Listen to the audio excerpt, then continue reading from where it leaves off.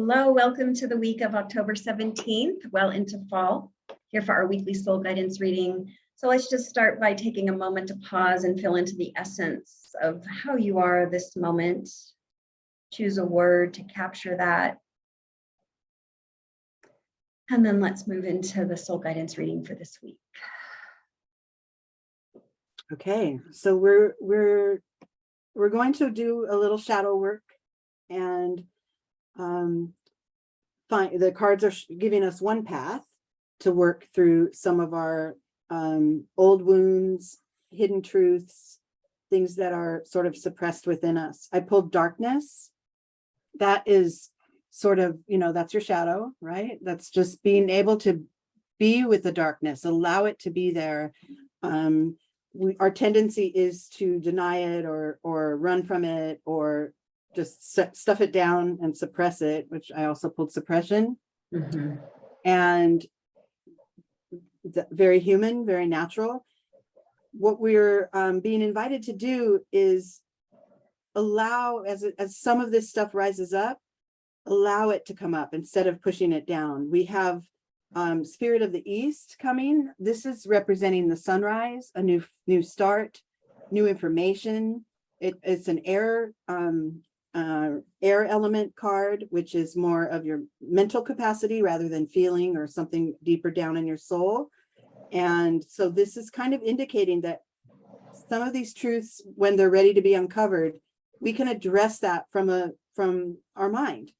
We could use some logic, like it's been 20 years since that happened, I'm safe now, or whatever it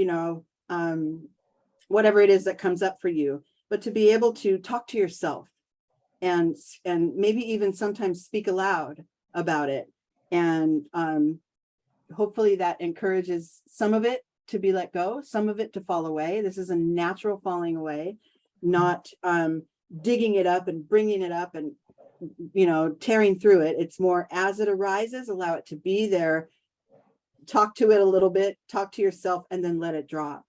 And then what we get to do is address ourselves and our situation and maybe some others with love. Bringing love into it is really it's kind of the only answer, as we all kind of eventually learn. But it's hard to get there sometimes when the things are, when our shadow is hidden so deeply. But once we are able to let it up and apply some love into the situation, self-love mostly, we get to a point where this friendliness card, where we can allow it to be there. One of those trees represents us and the other represents our hidden truth or our trauma. And we could allow it to be there without pulling us down. Those oak trees are strong, their roots go deep, and neither of them are really yanking on the other. It's more, I can still stand with this reality that is part of my shadow and not be taken down by it, not be overcome by it. And then the final cards in this spread is, now we're prepared to show the world the real you and give and share and be open from the heart. As regards to our shadow information. So let it up and out and let it be gone. Yeah, thank you so much. Just a couple thoughts about, our shadow. And I was sharing this in the group that, when I was a child, I would look at the shadows in my room and I would create a whole story of how dangerous it was and how scary, and they were monsters in my mind, really, and how we all do that to some extent. And so, to really be with offering light to shadow so we can see it for what it is and be with that truth. And in New England right now, the leaves are changing colors. It's so spectacular. It reminds me of that card. And I was just thinking too, nature has its journey, its own course, and its own time. We don't go up to the trees that are, changing colors and eventually they'll drop off in their own way. We don't go up and shake those leaves off, hurry up and lose all your leaves. It just runs its own course. It's got its own cycle. And so as we befriend our nervous systems and we befriend our shadow and we befriend our wounds, that's what's possible for us, is that kind of organic, natural healing. So just kind of taking a moment to be with the reading and all of these ideas coming through, breathing in oxygenating every cell in the body. And just allowing whatever you see for yourself in this reading to come through.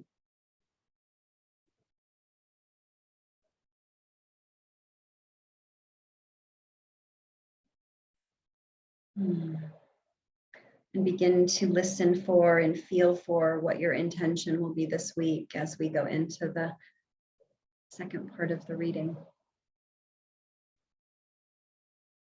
Okay, so we left off with allowing this stuff to come to the light and recognizing, like Maria said, these shadows and these monsters in our room and the scary things are really just part of our imagination. They live in the darkness, but once the light shines on them, they're no longer harmful. And or so, there even. Or even there, they disappear. So that's the process there. The first card of this group that I pulled was conclusions are within reach. I like that this is the full moon eclipse card because we have a full moon eclipse coming up in early November. And this is, and I love just how all the shadowy, how the actual moon is shining, through the shadow, through the darkness, right? That's where our illumination comes. And then to remember to stay grounded through this, because if we're doing this work where we're bringing things up and processing it mentally and being able to, let some of it fall away, there is an energy that comes with that sometimes, if we're not paying attention, can unground us. If it's all mental work, we can feel out of our body, and we want to make sure that we do some grounding practices to anchor ourselves in this very moment, embody the present moment, so that all those thoughts and memories and shadow parts of us really won't harm us if we're grounded in this moment. And then we're fully able to face what's your honest truth. What are those truths? What is your sometimes maybe your truth could be, I let this trauma sort of, anchor me down and hold me down, and I won't allow that anymore. Now I'm going to, shift it. Now I'm going to live from a detached place with it. And then I got Thunderbolt, and that is that letting go and letting it shed and letting it fall away. Once the light hits it, once the lightning hits it, things can fall away.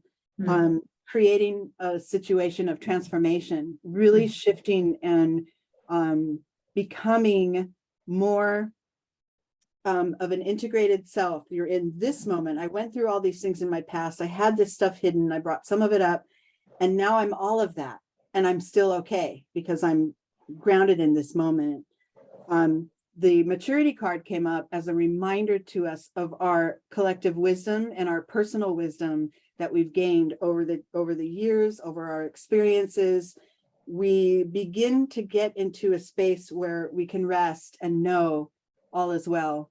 Even among the trauma, even with that stuff coming up, we know that we're safe and we're supported.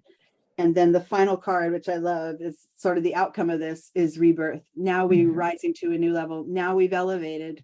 We've brought our higher vibration into the game. And so now those low vibe moments, can wash away, and we get to start a new phase of our own awareness.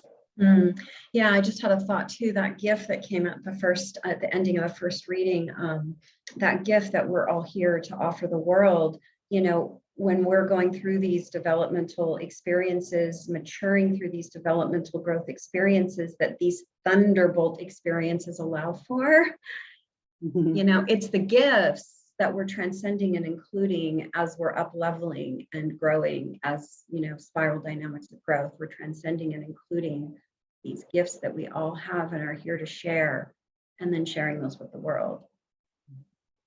Beautiful. So let's be with this. Breathing. Asking within what truth is ready to emerge, integrated.